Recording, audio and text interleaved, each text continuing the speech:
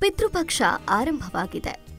ಈ ಸಮಯದಲ್ಲಿ ನಮ್ಮ ಹಿರಿಯರಿಗೆ, ಪೂರ್ವಜರಿಗೆ, ತಲೆಮಾರಿನವರಿಗೆ ಪಿತೃ ಕಾರ್ಯಗಳನ್ನು ಆಚರಣೆ ಮಾಡಿ ಸಮರ್ಪಣೆ ಮಾಡಲಾಗತ್ತೆ. ಇದರಿಂದ ಪಿತೃಗಳು ನಮ್ಮನ್ನ ಆಶೀರ್ವಾದ ಮಾಡ್ತಾರೆ ಅನ್ನುವಂಥ ನಂಬಿಕೆ ಇದೆ. ನಮ್ಮ ಪೂರ್ವಿಕರು ಮರಣದ ನಂತರ ಪಿತೃಲೋಕಕ್ಕೆ ಹೋಗ್ತಾರೆ, ಅಲ್ಲಿ ವಾಸವಾಗಿರ್ತಾರೆ ಅನ್ನೋ ನಂಬಿಕೆ ಇದೆ. ಹಾಗಾಗಿ ಪಕ್ಷ ಮಾಸದಲ್ಲಿ ಶ್ರಾದ್ದ ಕಾರ್ಯಗಳನ್ನ, ತರ್ಪಣಾದಿಗಳನ್ನ ಹಾಗೂ ಅನೇಕ ರೀತಿಯ ಹಿರಿಯರ ಕುರಿತಾದ ಆಚರಣೆಗಳನ್ನ ಮಾಡುವ ರೂಢಿ ಭಾರತೀಯ ಸಂಪ್ರದಾಯದಲ್ಲಿ ನಡೆದು ಬಂದಿದೆ. ಪಿತೃಗಳ ಸದ್ಗತಿಗಾಗಿ ಈ ಎಲ್ಲ ಆಚರಣೆಗಳನ್ನ ಮಾಡಬೇಕು ಎನ್ನೋ ನಿಯಮ ಕೂಡ ಇದೆ.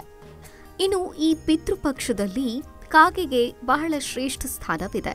ಕಾಗೆಯು ನಮ್ಮ ಪಿತೃಗಳು ಎಂದು ಇರುವಂತಹ ನಂಬಿಕೆ ಒಂದು ಕಡೆ ಆದರೆ, ಇನ್ನೊಂದು ಕಡೆ ನಮ್ಮ ಪಿತೃಗಳು ಇರುವಂತಹ ಪಿತೃಲೋಕಕ್ಕೆ ಶ್ರಾದ್ದದಲ್ಲಿ ಇಟ್ಟಂತಹ ಪಿಂಡವನ್ನ ಪಿತೃಲೋಕಕ್ಕೆ ತೆಗೆದುಕೊಂಡು ಹೋಗುತ್ತೆ ಅನ್ನುವಂಥ ನಂಬಿಕೆ ಕೂಡ.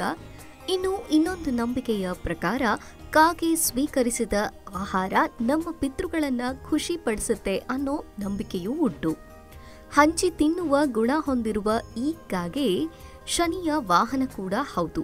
ಎಸ್, ಜೀವನದಲ್ಲಿ ಒಳ್ಳೆಯದು ಮತ್ತು ಕೆಟ್ಟದ್ದು ಯಾವುದೇ ಆಗಲಿ ಶನಿ ಪರಮಾತ್ಮನ ಅನುಗ್ರಹ ಬೇಕೇ ಬೇಕು. ಇನ್ನು ಕಾ ಅಂದರೆ ಕಾಪಾಡು ಎನ್ನೋ ಅರ್ಥ ಕೊಡುವಂತಹ ಕಾಗೆ ಪಿತೃಪಕ್ಷದಲ್ಲಿ ಇದೇ ಕಾರಣಕ್ಕೆ ತುಂಬಾ ಮಹತ್ವದ ಸ್ಥಾನವನ್ನ ಪಡೆದುಕೊಂಡಿದೆ. ಪಿತೃಪಕ್ಷದ ಕುರಿತಾದ ಇನ್ನಷ್ಟು ಇಂಟ್ರೆಸ್ಟಿಂಗ್ ವಿಚಾರಗಳನ್ನ ತಿಳಿಸ್ಕೊಡ್ತೀವಿ. ನೋಡ್ತಾ ಇರಿ ಅಶ್ವಮಂದಿರ.